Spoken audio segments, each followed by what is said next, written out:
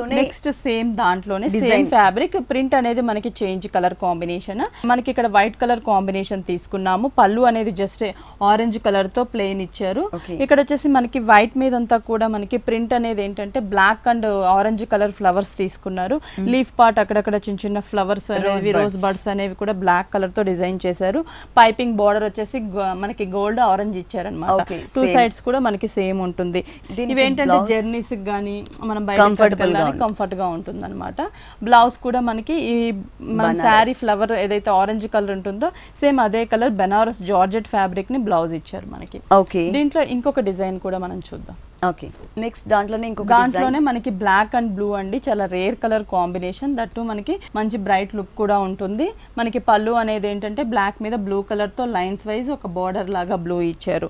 ఇక్కడ shoulder part border కూడా మనం చూస్తున్నట్లయితే గోల్డ్ కలర్ కడ్డీ బోర్డర్, బ్లాక్ మీద బ్లూ కలర్ లైన్స్ కొంచెం బోర్డర్ లెంతీగా తీసుకున్నారు.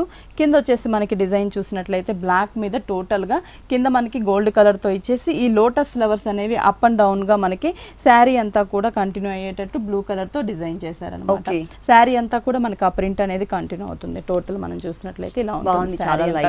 చాలా లైట్ వెయిట్ కలర్ఫుల్ గా ఉంటుంది.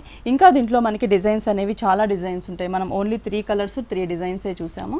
డిజైన్స్ చాలా ఉంటాయి. బ్లౌజ్ కూడా మనకి బెనారస్ జార్జెట్ ఫ్యాబ్రిక్ ఇచ్చారు. దీనికి మనకి సర్కిల్స్ అనేవి ఇవన్నీ కూడా వీవింగ్ అండి, ప్రింట్ కాదు. వీవింగ్ లోనే మనకి డిజైన్ ఇచ్చారన్నమాట.